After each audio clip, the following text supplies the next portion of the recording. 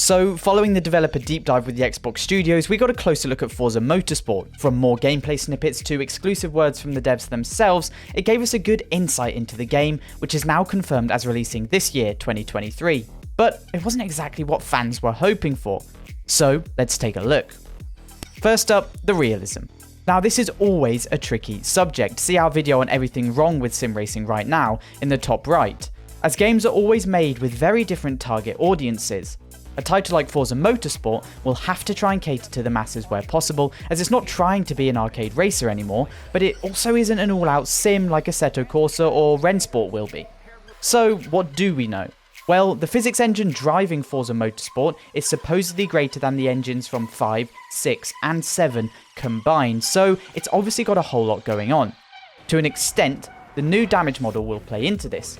All damage is now unique to each vehicle, and dirt and grime from the racing will now gather to add another layer of realism, exclusively in low pressure areas on the vehicle in question, just like in real life.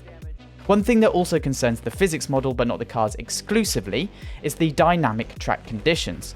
Now, as we know, there is already full dynamic weather and time of day. However, there is also going to be rubbering in, meaning that as you race, the racing line will start to feel different and no two laps will feel the same.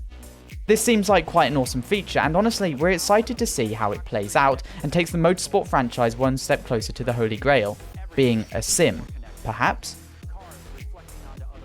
The cars also seem great. Over 500 of the suckers, and with 800 parts to modify them with, there are going to be plenty of ways to make any vehicle drive how you want it to. In fact, from the new snippets of gameplay seen in this deep dive, there is going to be a car for everyone full stop. The team behind the game at Turn 10 also said that the title features some of the most modern race cars the franchise has ever seen, meaning that fans of all types of racing should have something that interests them, from muscle cars to the latest endurance machines. So we've discussed the cars, but we've only touched on the tracks. What are they like?